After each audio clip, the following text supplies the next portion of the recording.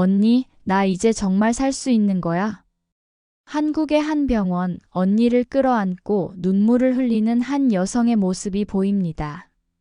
그녀의 팔에는 투석 치료로 인해 생긴 바늘 자국들이 가득합니다. 이 여성에게 어떤 사연이 있는 걸까요? 안녕하세요. 전 세계 사람들이 한국에서 겪은 감동적인 이야기를 전해드리는 감동입니다. 실화를 바탕으로 스토리를 재구성해 영상을 제작하였습니다. 구독과 좋아요, 알림 설정은 영상 제작에 큰 힘이 됩니다. 오늘 사연 지금 시작합니다. 안녕하세요. 저는 이탈리아의 작은 마을에 살고 있는 마리아라고 합니다. 작년 여름 저는 정말 힘든 시기를 겪었어요. 건강 문제로 인해 삶을 포기하고 싶은 순간도 있었습니다. 저는 신장 기능이 좋지 않아 혈액투석에 의존하며 살고 있습니다. 이로 인해 제 팔에는 투석 과정에서 생긴 흉터가 수없이 남아 있어요. 이 흉터를 본 사람들은 가끔 놀라거나 끔찍하다는 표정을 짓습니다. 하지만 그 고통스러운 과정 덕분에 제가 지금 살아갈 수 있는 건 정말 감사한 일이에요. 작년 저는 신장암 진단을 받고 모든 걸 포기하고 싶었을 정도로 절망적이었습니다.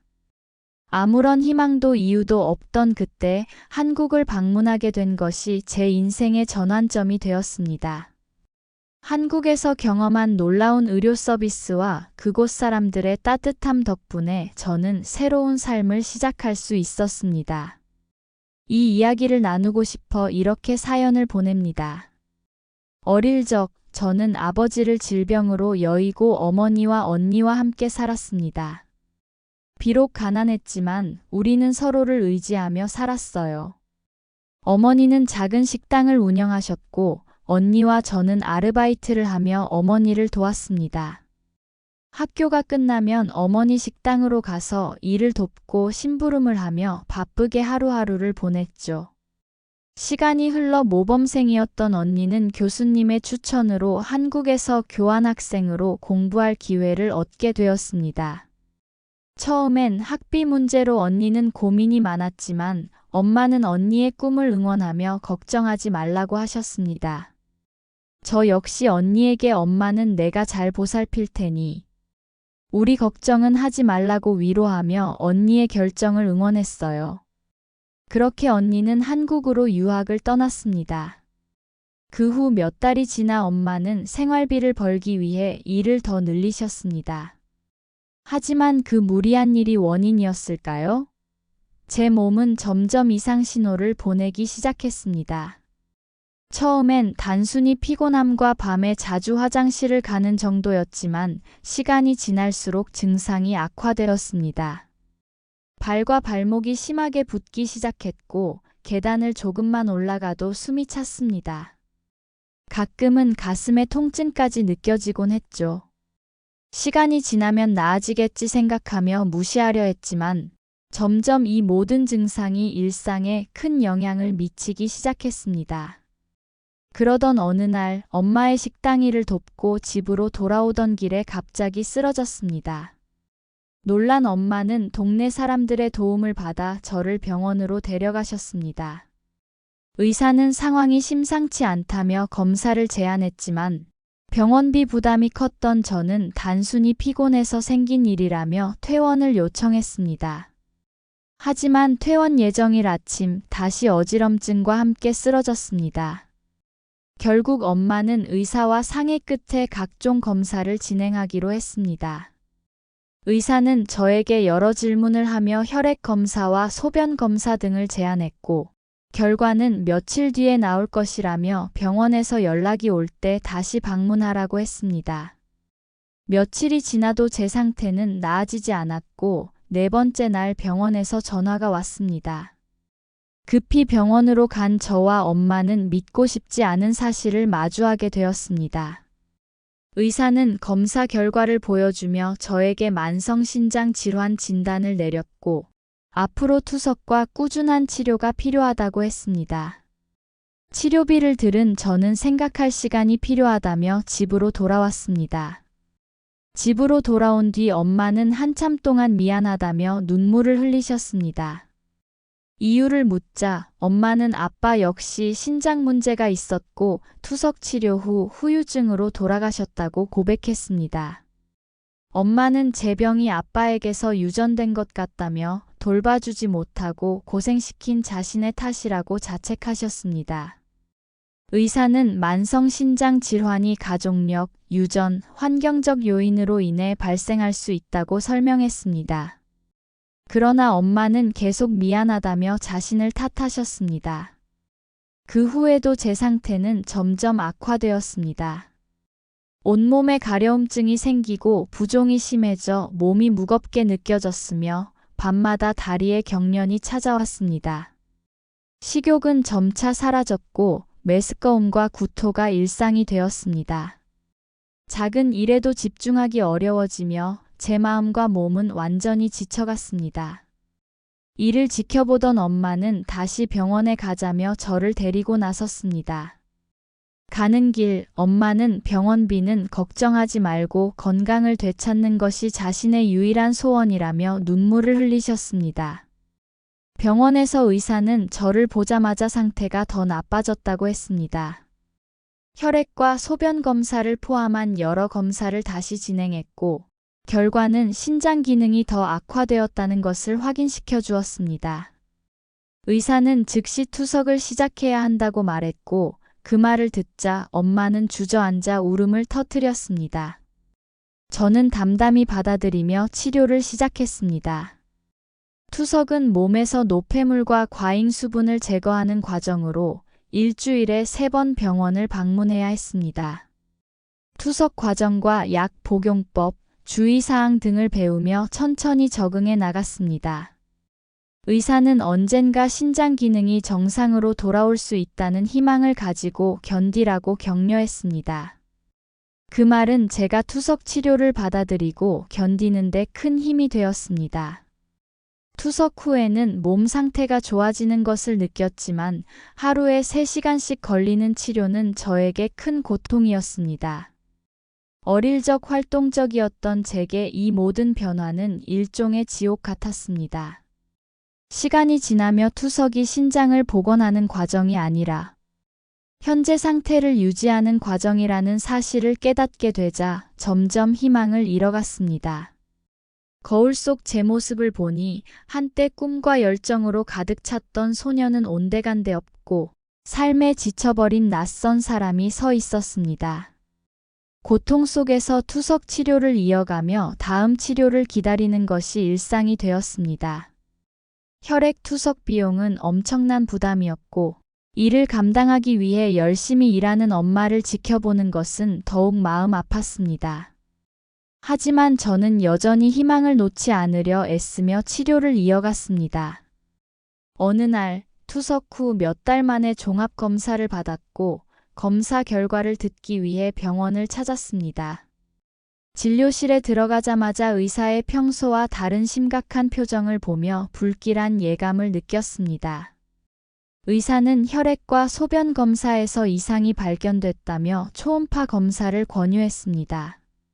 의사는 제 신장이 장기간 스트레스를 받아 만성 염증 반응이 생겼을 가능성을 설명하며 혈액 내 크레아티닌 수치가 비정상적으로 높고 소변에서 혈액 성분이 발견된 점을 지적했습니다. 두려움에 검사를 미루고 싶었지만 엄마의 설득으로 결국 초음파 검사를 받게 되었습니다. 사실 검사를 꺼렸던 이유는 제 몸 상태가 악화되고 있음을 이미 느끼고 있었기 때문입니다. 검사가 끝난 뒤 며칠 후 저는 신장암 진단을 받았습니다. 그 말을 듣는 순간 모든 희망이 무너졌습니다. 기계의 의지에 생명을 이어가던 제 삶은 이미 힘들었는데 신장암이라는 소식을 듣고는 모든 것이 끝났다고 생각했습니다. 엄마는 의사에게 진단이 확실한지 반복해서 묻고 눈물 속에서 무너졌습니다. 저는 속으로 분노와 슬픔이 몰려와 하늘을 원망했습니다. 왜 이런 고통을 제게 주는지 이해할 수 없었습니다. 그 후 저는 치료를 거부하기 시작했고 엄마와도 관계가 악화되었습니다. 투석조차 무의미하다고 느끼며 모든 것을 놓아버렸습니다. 치료를 중단하겠다고 선언한 다음 날 언니에게 전화가 왔습니다. 언니는 한국에서 대학을 졸업하고 직장에 다니며 열심히 살고 있었습니다. 저는 항상 언니가 자랑스러웠지만 제 상황을 알리면 언니가 모든 것을 포기하고 돌아올 것 같아 엄마와 함께 일을 비밀로 했었습니다. 하지만 엄마는 제 고집을 꺾을 수 없자 결국 언니에게 모든 것을 털어놓고 도움을 요청하셨던 겁니다. 전화를 받자마자 언니의 떨리는 목소리가 들렸습니다. 힘들었지, 정말 미안해. 언니의 따뜻한 말에 저는 그만 목소리를 떨며 언니, 나 시간이 얼마 남지 않은 것 같아라고 말했습니다. 그러나 언니는 잠시의 망설임도 없이 말했습니다. 마리아, 걱정하지 마. 한국에서 다시 검사하고 치료를 받아보자. 한국의 의료기술은 정말 대단해. 희망을 놓지 말자. 내가 기다리고 있을게. 언니의 말은 항상 제게 큰 위로가 되었지만 이번에는 저 자신에게조차 희망이 거의 남아있지 않았습니다. 투석을 받으며 몇 달 동안 너무 지쳐 있었기 때문입니다. 저는 언니에게 집안 사정과 현재 상태를 털어놓으며 이젠 그만하고 싶다고 했습니다. 이탈리아 병원에서도 제 상태를 더 이상 호전시킬 방법이 없다고 했고 암 진단까지 받은 상황에서 무슨 희망이 있겠냐고 말했습니다. 하지만 언니는 제 말을 조용히 들은 뒤 투석만은 꼭 받으라고 당부했습니다. 그리고는 다른 걱정은 하지 말고 내가 항공권을 보내줄 테니 한국으로 오라고 말했습니다. 한국의 의료기술이 뛰어나니 모든 검사를 다시 해보자며 언니는 계속 설득했습니다. 저는 그런 노력이 무의미하다고 생각했고 이제 편히 살다 자연스럽게 마지막을 맞이하고 싶다며 투석을 중단하고 조용히 지내겠다고 했습니다. 하지만 언니는 포기하지 않고 계속 제게 희망을 이야기했습니다. 한국의 의료기술은 제가 상상하는 것 이상으로 뛰어나다며 기적이란 것도 있지 않겠냐고 했습니다. 언니의 진심 어린 설득은 제 마음에 작은 용기를 불어넣었습니다. 정말 한국에 가면 다시 희망을 찾을 수 있을까? 어두운 이탈리아 병실을 떠나 한국에서 밝은 미래를 맞이할 가능성을 마지막으로 시도해보자는 생각이 들었습니다. 며칠 후 저는 짐 몇 개를 챙겨 공항으로 향했습니다. 공항으로 가는 길에서부터 뭔가 달라질 것 같은 기분이 들었어요. 죽기 전에 마지막 여행이라도 해보자는 마음과 혹시나 하는 기대를 안고 언니가 있는 한국으로 가기로 결심했습니다. 마지막 투석 치료를 받으러 병원에 가자. 엄마가 미리 상황을 설명해 놓으셔서 담당 의사도 저의 상태를 알고 있었습니다. 의사는 비행 중 주의사항과 지금까지의 치료 기록을 준비해주며 저를 응원했습니다. 다음 날 저는 한국으로 향하는 비행기에 올랐습니다. 비행기에 타기 전까지는 마음이 무겁고 불안했지만 막상 출발하니 조금씩 설렘이 피어났습니다. 언니 말대로 한국에 가면 희망이 있을지도 모른다는 생각에 스스로를 다독이며 비행기 창가 자리에 앉았습니다. 창밖을 보니 구름 사이로 하늘과 땅이 맞닿은 경계가 제 인생의 새로운 시작을 알리는 듯 했습니다. 비행기가 이륙하자 지난 몇 달간의 투석 치료로 인해 일상이 망가지고 그 스트레스 속에서 엄마에게 짜증을 내고 모진 말을 했던 기억이 떠올랐습니다. 일주일에 3번, 한 번 갈 때마다 3시간씩 투석을 받는 생활은 하고 싶은 일을 할 수 없게 만들었고 저는 스스로에게도 화가 나 있었습니다. 그 분노가 고스란히 엄마에게 향했던 순간들이 떠올랐습니다. 남편을 잃고 어린 딸들을 홀로 키우며 한 번도 맘 편히 쉬지 못하셨던 엄마의 모습이 생각나 눈물이 나기 시작했습니다. 울음을 한바탕 쏟아낸 뒤 갑자기 어지러움과 몸의 이상 증세가 느껴졌습니다. 장시간 비행에 대한 두려움과 건강 상태로 인한 불안이 겹쳐 점점 숨쉬기가 어려워졌습니다. 그때 옆자리에 앉아있던 동양인 여성이 제 얼굴이 창백해진 것을 보고 망설임 없이 저를 도와줬습니다. 괜찮으세요? 물 좀 드세요. 그녀의 따뜻한 목소리와 도움에 마음 한편이 안도되었습니다. 그녀는 따뜻한 미소를 지으며 자신의 물병을 건넸고 그 목소리에는 진심 어린 걱정이 담겨 있었습니다. 저는 감사한 마음으로 물을 받아 마셨고 그녀는 계속 제 상태를 살펴주며 이렇게 말했습니다. 혹시 필요한 게 있으면 말씀하세요. 저는 여행을 자주 다녀서 비행 중 불편함을 잘 알거든요. 그녀는 이탈리아를 여행하고 한국으로 돌아가는 중이라며 세계를 여행하며 칼럼을 쓰는 칼럼니스트라고 자신을 소개했습니다. 그녀의 친절한 말에 저는 조금 안심할 수 있었습니다. 비행 중 그녀는 저에게 여러 가지 팁을 알려주었습니다. 기내에서 편안한 자세를 취하는 법, 수분 섭취의 중요성, 그리고 가끔 일어나 스트레칭을 해야 한다는 것까지 세세히 알려주었죠. 기내에서는 이렇게 몸을 움직이는 게 혈액순환에 좋아요. 함께 해볼까요? 그녀의 제안에 따라 저는 간단한 기내 스트레칭을 하며 몸을 풀었습니다. 얼마 지나지 않아 몸이 한결 편안해지는 것을 느낄 수 있었습니다. 그녀의 도움 덕분에 저는 비행을 큰 불편 없이 보낼 수 있었고, 무엇보다 그녀의 따뜻한 마음에 큰 용기를 얻었습니다. 비행기가 착륙하자 저는 더 큰 기대감에 설레었습니다. 하지만 오랜 비행으로 몸이 많이 지쳐 있었고 수분 부족으로 혈액순환이 원활하지 않았습니다. 인천공항에 도착해 비행기에서 내리자마자 세상이 빙글빙글 도는 것 같았습니다. 저 너무 어지러워요. 순간 무릎에 힘이 풀리며 바닥에 쓰러졌고 그 즉시 공항 직원들이 제 곁으로 달려왔습니다. 괜찮으세요? 의료센터로 모셔다 드릴게요. 그들은 신속하게 휠체어를 가져와 저를 의료센터로 옮겼고 직원들의 친절하고 전문적인 대응에 제 마음은 한결 놓였습니다. 의료센터에 도착하자마자 의료진이 진찰을 시작하며 필요한 응급처치를 해주었습니다. 걱정하지 마세요. 곧 나아지실 겁니다. 한국의 의료기술은 정말 뛰어나요. 의료진의 따뜻한 위로에 저는 조금 안심할 수 있었습니다.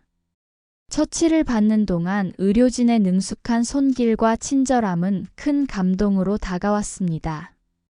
얼마 후 저는 안정을 찾았고 이어 큰 병원으로 긴급 이송되었습니다. 병원으로 가는 동안 놀랍도록 빠르고 체계적인 대응에 감탄하지 않을 수 없었습니다. 짧은 시간 안에 이미 전문적인 치료가 시작되었고 의료진의 친절함과 뛰어난 능력에 또 한 번 놀랐습니다.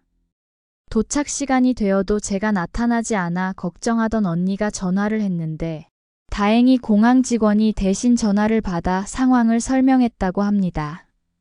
언니는 제가 심장 질환으로 투석을 받고 있고 장시간 비행으로 상태가 악화되었음을 알렸습니다. 이에 의료진은 즉각 투석이 가능한 공항 근처 병원으로 저를 이송했습니다. 병원에 도착한 후 저는 몸 상태가 좋지 않아 약 4시간 동안 투석을 받았습니다. 구급차로 병원으로 향하는 동안 혹시 이렇게 죽는 건 아닐까라는 생각이 스쳤습니다. 하지만 병원에 도착하자마자 의료진의 전문적이고 친절한 대응에 안심할 수 있었습니다. 응급실로 신속히 이동되어 각종 검사가 바로 시작되었고 저는 조금씩 안정을 찾을 수 있었습니다. 얼마 지나지 않아 언니가 병원에 도착했습니다. 오랜만에 보는 언니의 얼굴을 보자마자 우리는 눈물을 흘리며 서로를 꼭 껴안았습니다. 마리아, 정말 걱정했어. 이제 괜찮아. 다 잘 될 거야. 언니의 목소리는 떨렸지만 그 안에는 안도감과 기쁨이 가득했습니다. 투석을 마친 뒤 병실로 이동했을 때 언니는 슬픈 표정으로 저를 한동안 바라보았습니다. 그런 언니의 모습을 본 간호사가 다가와 조용히 말했습니다. 걱정하지 마세요. 곧 정밀 검사를 진행할 거예요. 최선을 다해 도와드리겠습니다. 검사가 끝난 후 한국에서는 결과가 이탈리아보다 훨씬 빠르게 나왔습니다. 그리고 믿기 힘든 소식을 들을 수 있었습니다. 이탈리아에서 받은 CT 검사 결과는 신장암이 아니라고 판명된 것이었습니다. 의료진은 초음파 결과는 판독하는 사람에 따라 해석이 달라질 수 있으며 CT 검사 결과에 따르면 신장암이 아니라는 가능성이 크다고 설명했습니다. 그 소식을 들은 순간 저는 말로 표현할 수 없을 만큼 기뻤습니다. 그 뒤로 저는 다양한 검사와 투석 치료를 받으며 점차 희망을 되찾기 시작했습니다. 검사 과정에서 의료진은 저를 매우 세심히 배려하며 모든 절차를 자세히 설명해 주었고 따뜻하게 대해 주었습니다. 신장암이 아니라 정말 다행이에요. 이곳에서 검사를 받은 덕분에 새로운 희망을 갖게 되었어요. 저는 담당 의료진에게 진심으로 감사 인사를 전했습니다. 그날 이후 제 마음속에는 다시 살고 싶다는 의지가 샘솟았습니다. 한국 의료진의 뛰어난 기술과 따뜻한 배려 덕분에 저는 다시 미래를 기대할 수 있게 되었습니다. 병원에서 투석을 받는 동안 저와 같은 신장 질환을 겪고 있는 환자들의 긍정적인 태도를 보며 많은 것을 느꼈습니다. 그들은 힘든 상황 속에서도 웃음을 잃지 않고 서로를 격려하며 견뎌내고 있었습니다. 그들의 모습을 보며 저는 지난 몇 년 동안 제 자신이 얼마나 무력하게 생각하며 살았는지 반성하게 되었습니다. 이제부터는 무엇이든 시도해보겠다고 스스로 다짐했습니다. 투석 치료를 받으며 만난 사람들과 나눈 대화는 제게 큰 위안이 되었고 삶에 대한 새로운 시각을 가지게 해주었습니다. 병원을 퇴원하는 날이 되었을 때 저는 더 이상 과거의 절망에 갇혀 살지 않겠다고 결심했습니다. 삶은 여전히 아름답고 나에게는 새로운 기회가 있어. 저는 스스로를 다독이며 새로운 시작을 다짐했습니다. 퇴원 후 언니와 함께 집으로 돌아가면서 우리는 미래에 대해 많은 이야기를 나누었습니다. 언니가 한국으로 오라고 강하게 설득하지 않았다면 나는 이탈리아에서 그대로 생을 마감했을지도 몰라. 우리는 서로를 꼭 안으며 한참 동안 기쁨의 눈물을 흘렸습니다. 다음 날 이탈리아에 계신 엄마에게 전화를 걸어 이 소식을 전했습니다. 엄마는 전화를 받자마자 눈물을 흘리며 너무나 기뻐하셨습니다. 저는 한국에서 받은 치료와 경험에 대해 엄마께 자세히 말씀드렸습니다.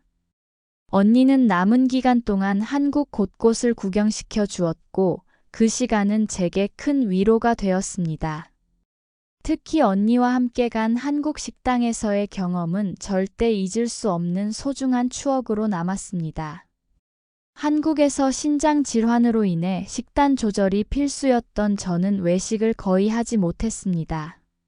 하지만 한국의 한 식당에서는 제 상황을 이해하고 소금 조절을 해주셔서 오랜만에 식당에서 따뜻한 식사를 할 수 있었습니다.